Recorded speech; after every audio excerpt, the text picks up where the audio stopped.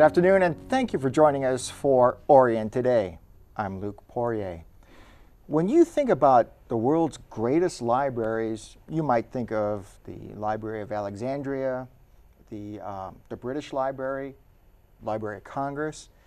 But did you know we happen to have the world's uncontested best library in our backyard? And here to prove the point is Becky Bolin from the Orion Township Public Library, Community Relations Specialist. You have a lot to say about this world's greatest library in our backyard, don't you? We do. And there's a brand new website that's world class. Right. Tell us about what makes this new website so much more exciting than the previous one. Okay.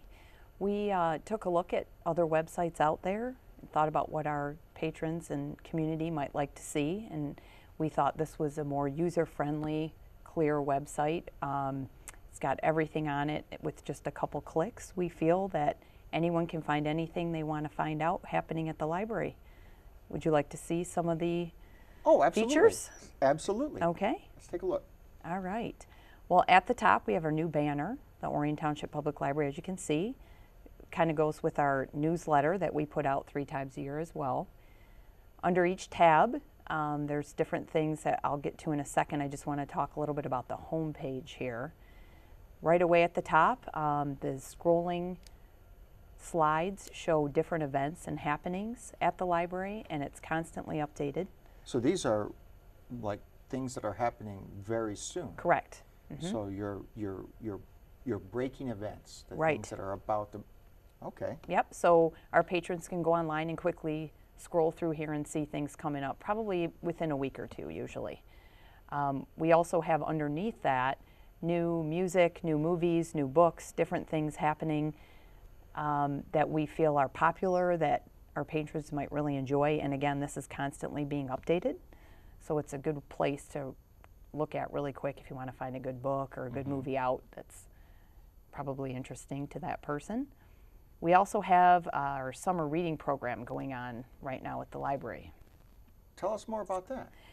Well, it started with the summer reading kickoff party at the library in June, and it runs through August 17th, and it's for all ages from 0 to seniors. And if you look on the website, right on the home page, you can see the different categories or ages and themes that go with each age. All you have to do is click on that. You can still sign up today. It's not too late. We have all kinds of great prizes that people can win. They just need to keep track of their books or hours.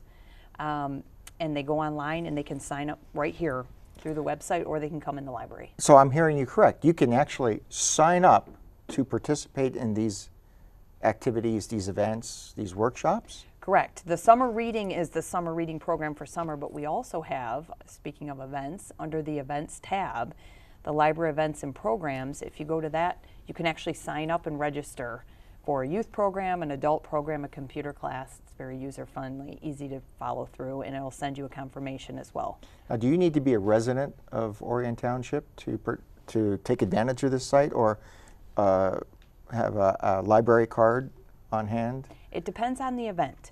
Now that the libraries interact with each other more, you can go to other libraries and check books out and do events. It depends on what event it is, but if you go on there, it'll explain that further, or you can always call the library if you're not sure.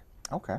All right. Not to digress, but something really caught my eye that was very neat. Okay. The reptiles exhibit? I knew you were going to ask that one. I don't know. Yes. Literally, are we talking reptiles? Correct. In the library? Yes. Stuffed?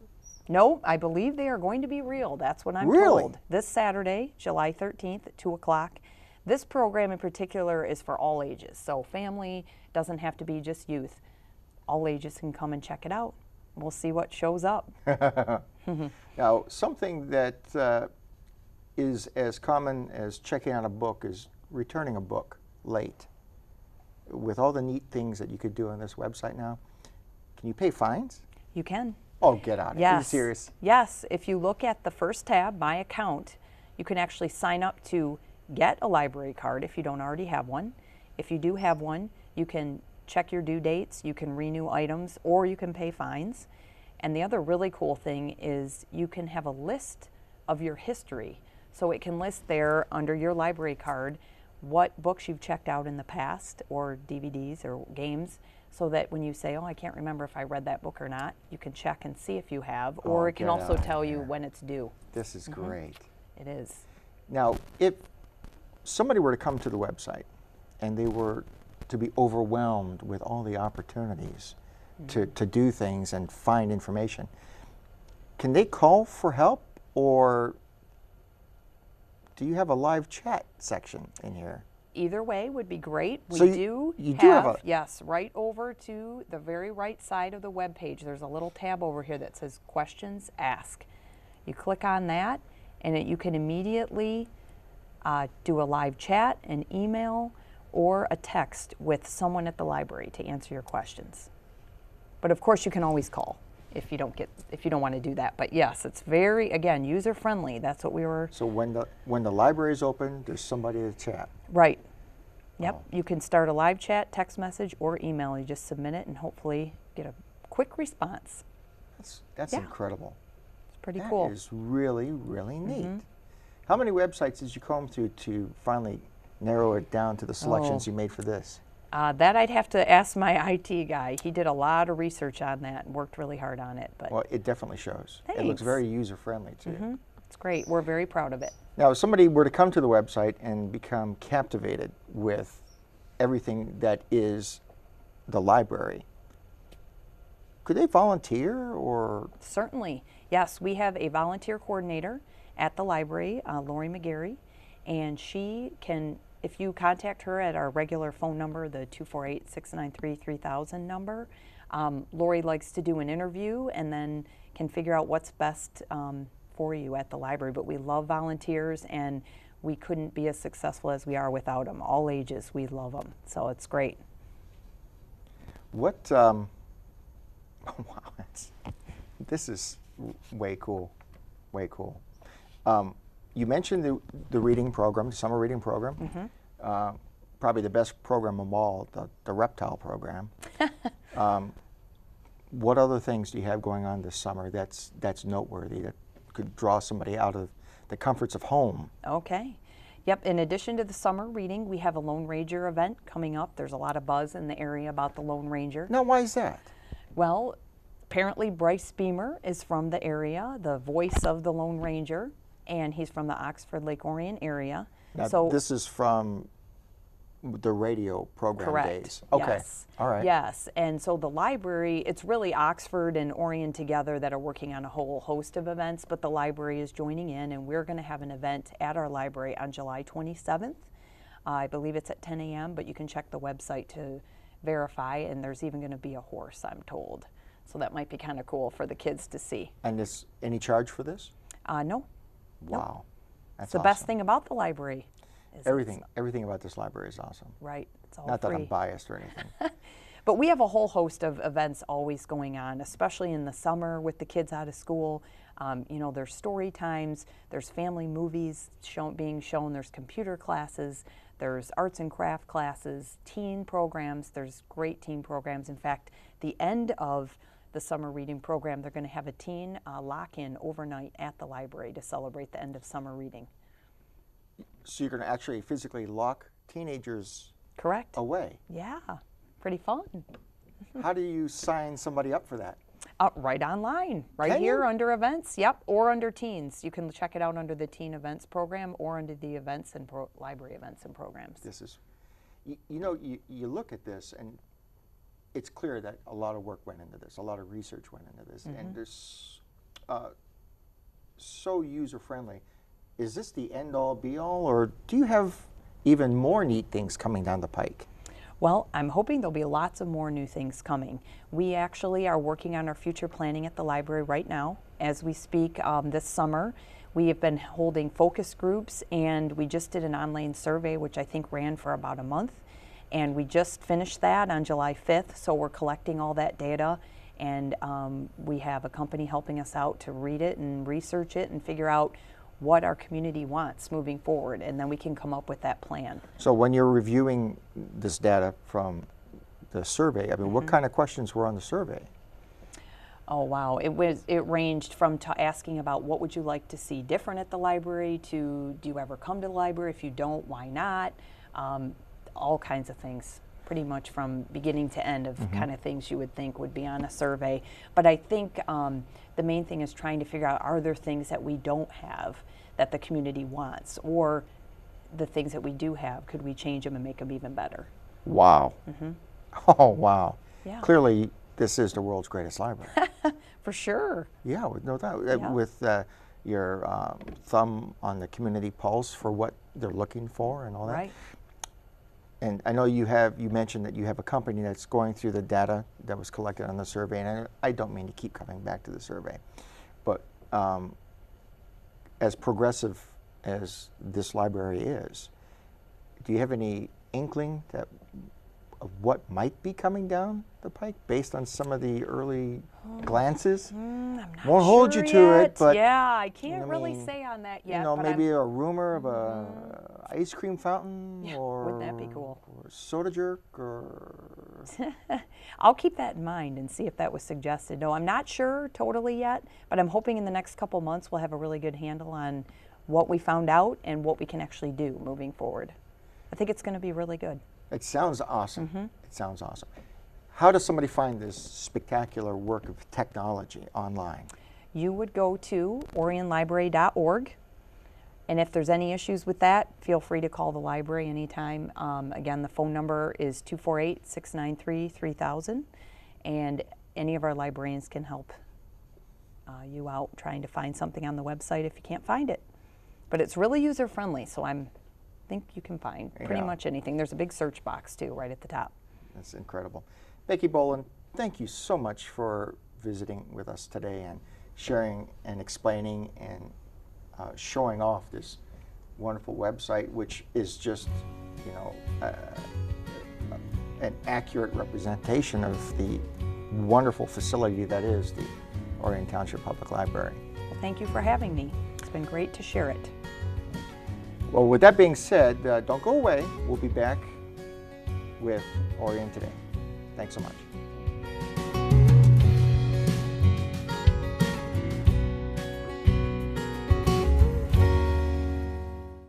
I'm Joanne Van Tassel here at the Meloche Palace dealership, talking with Tom. The Lions Club this year is raffling off this Chrysler 200. So Tom, tell us about this Chrysler 200. Thank you, Joanne. This is a 2013 200 Limited. Comes in deep cherry red pearl coat.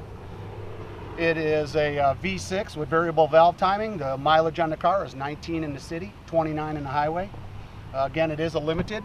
Comes with leather interior. This one is two-tone. Comes with voice response, Bluetooth, CD player. It's a 4-star crash rating. The car stickers for about $27,000. It looks like this is something that one lucky person is going to drive home come this fall when we do the actual pulling of the winning ticket. They're selling 2,000 tickets, and they're $20 a piece. People can buy as many as they like, and the proceeds of this raffle will go to support the charities of the Lake Orion Lions, including the Bear Lake Camp for the blind and visually impaired children. This is a project that was originated by Al Cassim in the Lake Orion Lions Club and has expanded to practically a year-round camp now. We also support Leader Dogs for the Blind in Rochester and the Pendleton House in Taylor, which is a residential 5-day-a-week round-the-clock care facility for blind children that also have another disability. We also support and help people who need help with eyeglasses or appointments with the eye doctor and things like that. In addition, it will also help support the Christmas basket program that the Lions Club have been doing for years. So this sounds like some fantastic causes, and we hope that people will come out and buy a ticket for $20. This is a great prize for that low price. Okay. Thank you, Tom. Appreciate you taking time to show off the car here. Thank you very much. Welcome back to Orion Today. I'm Luc Poirier. Are you optimistic? Do you give every living creature you meet a smile? Well, if you answered yes to either one of these two questions, then we've got a group for you to consider joining. Here with me today is Don Brose from Optimists International. Don, thank you for joining us today on Orion Today. Thank you for inviting.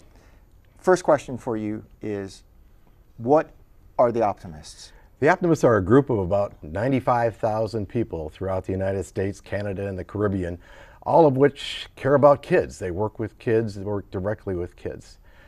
We have a motto, we're friend of youth, and our other motto is bringing out the best in kids. Friend of youth is who we are, bringing out the best in kids is what we do. What are some of the things that the Optimists do for children? Well, every club is autonomous. There's well over 2,000 Optimist clubs throughout the United States, Canada, and the Caribbean, and everyone has the individual charge of seeing what's going on in their community and helping out in any ways that they can. There are some programs like an international oratorical contest, international essay contest. Within the next week or so, they're going to start their international junior golf project, which is huge down in Florida. But every club does their own thing. Lake Orion, for example, their big thing that they do, and it's a small thing, but it really has an effect. They do a Student of the Month program for every school in Lake Orion, which makes a big difference with the kids. Oh, absolutely. And it's really neat how you pointed out that each specific club is catering to its individual community's needs. That's absolutely true. That's absolutely true. Yeah, yeah. Donna, I got a couple questions for you specifically. Okay. Now, you wore many hats, and you still do. You were governor. Exactly. The role of governor. You president. Absolutely, club president. Club president. And the club in particular that you were president of was the Clarkston Optimists. Correct. And Clarkston has had quite an impact on the surrounding communities. Yes, yes. Within the last 10 years, we've helped create the Grand Blanc Club, the Lake Orion Club, the Rochester Club, the Oxford Club. We even built a club which lasted for about a year in Kathmandu. Kathmandu, Michigan? No, Kathmandu. That other Mount place? Everest. Mount Everest. Wherever that is. We did it all online. It was a blast. Oh my goodness. Yeah. Why would somebody want to get involved with the Optimists versus one of the other clubs like the Lions or the Rotary? Well, the unique thing I think that the Optimists have is the fact that we're the only major service organization that specifically has a charge of working specifically with kids. And we're quite a bit different, I'd say, in that probably about 80% of our projects are directly working with kids, doing fishing derbies, doing the oratorical contest. One of the big things that I've been involved with over the years is working with the Joy Clubs, which are the youth Optimist clubs within the schools or in the community. The Junior Optimists? Junior Optimists. Joy Okay. stands for, that's the acronym for Junior Optimist Octagon International. Okay. And we have clubs in the elementary schools, they call them Alpha Clubs. We have clubs in the junior high and middle schools, they call them Junior Optimists, and the high school groups called the Octagon Clubs. Okay.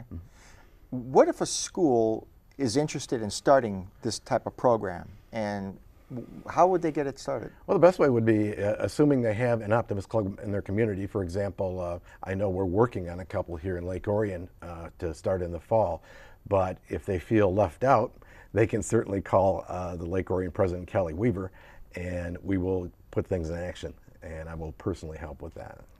Now, well, that's quite a commitment, since I know not only are you as active in the Optimists as you are, because you just recently came back from an Optimist trip. Yes, the Optimists International and Joy Convention was held in Cincinnati over the past week. Okay. So it was awesome.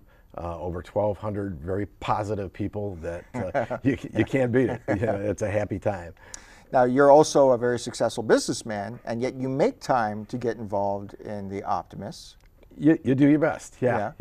So what would be the best way for somebody who's looking to give back to the community, whether it's a business owner or maybe a single parent or somebody that has maybe a block of time, they want to do something for the kids? Well, the benefit of an Optimist Club or or any other service organization, I think, is that you have the support of a whole lot of other people. For example, if you put all the clubs in this area together, you've got over 250 Optimists in North Oakland County, or even more than that. But they're all there backing you up. So if you have a bug of something that you really want to get going, you want to really do, you say you want to build a joy club, or you have a project, maybe you like to work with autistic kids, work with SCAMP, that sort of thing. There's always people behind you to push you along and to join you in your project. I think that's the benefit of joining an organized organization. How long have you been an Optimist? 22 years. 22 years. Yeah, yeah. I was the world's worst optimist for my first 2 years. How so? Because I went to the meetings, had breakfast, and sit there and did nothing. You did nothing? Absolutely nothing. And finally, at that time, Optimist president came to me and said, "Hey, you've got a young son in the 6th grade. Why don't you help us start a junior Optimist club?" And we started them there, and it's gone from there. Now, if somebody wanted to call in and ask you a question, what would be the first thing that you would not want to mention? Not want to mention? I mean, like, for example, Rotarians are alcoholics, you know, by nature. So you want to be optimistic about that, okay, right? Absolutely. Yeah, Rotarians are alcoholics. So if you need the support of a strong community, Optimists are for you. Something that I think is really beneficial is the pledge. The Optimist Creed. The Optimist Creed. That was written in the early 1930s by Christian Larson. And it's a 10-phrase pledge. It starts with, promise yourself to be so strong that nothing can disturb your peace of mind. And it finishes with, promise yourself to give a cheerful countenance at all times. Actually, that one's right in the middle. It's not the finish. But over 100,000 people throughout the United States, Canada, and the Caribbean recite that pledge together at all times in 5 or 6 different languages. What I really like about that pledge is that it's applicable. It's applicable to any aspect of your life. Just as much today as it was in 1930. It's the same thing. That's when it was. Yeah. When did Optimists start up? Started in 1919. Back, so it's almost 100 years old. It was founded as in Buffalo before that, 1910, 1911, as Friend of Young Boys. We're called Friend of Youth now. No, it's Friend of Delinquent Boys, it was called. It was a group of people that got around together and decided that there was not enough respect coming from youth. Oh. And we didn't really, we cranked and we grew. It changed to Friend of Youth a little while later, Friend of Boy, Friend of Youth. And we really got cranking in the 1980s when we accepted women. And we wouldn't be nowhere without our women members right now. It took until the 80s? Yeah, all service organizations are that way. Really? Almost all service, yeah. Women were not. Are there any service organizations now that don't accept women? There are individual. Aside from the Rotarians, Well, because they're drunk all the time. Right? They're nothing against those. In my community, they're a little smaller than we are. Yeah. They're a little older than we are. But there are individual clubs, for example. In fact, there are individual Optimist clubs that are all men still.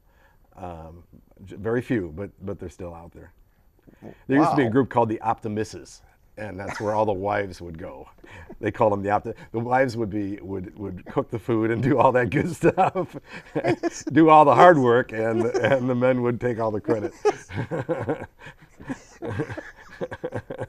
This was in the 80s too, right? This was up wow. until the late 80s. It existed. Where do you see the Optimists going in the near future? I see us branching outward toward the youth end, toward more and more of the youth clubs, that sort of thing. I think that's where it's needed, and I really believe that the youth of the next decade are going to step forward. It's going to be a volunteer group. They're going to want to get involved and go that direction. So even with our organization, we're going to be creating more and more youth clubs outside of the Optimist clubs themselves. We're making an initiative toward IB, which is International Baccalaureate Schools. going straight out toward them and aiming at them with a target. We're also in the process of forming an alliance with HOBY, which is the Hugh O'Brien Leadership Conference. Hugh O'Brien was Wyatt Earp back in the 60s. Oh, okay. And he created this wonderful leadership program that is a weekend leadership program. They do a wonderful job of training young people, sophomores in high school, of leadership, but they don't tell them where to go to lead. And so we're going to take that and say, okay, now you go out and you create junior optimists and octagon clubs, that sort of thing. If somebody wanted to get involved or just to check out the Optimists, is there any requirement? I mean, are they obligated if they were to come and visit a group? No, not at all. The cool thing about service organizations, and most of them are like this, Rotary is a little more stringent than we are, but they have a 2-drink minimum. as well as a up until just recently, if you missed a meeting, you had to go somewhere else and go to a meeting. You had to drink there too. but what we ask as optimists is as much time as you can give, as little time as you can give, where you can step in. Just stay affiliated so you know it's out there so you can help. Don Brose, thank you so much, especially after coming back from your Optimist trip in Cincinnati to speak with us today about the Optimists overall. Great. I thank you very much. I enjoyed it. That's it for this evening. I'm Luc Poirier. Join us next week for Orion Today, when we'll be talking with somebody from the Lions Club, because the Rotary won't show up, even if we were to buy them a drink. Thanks.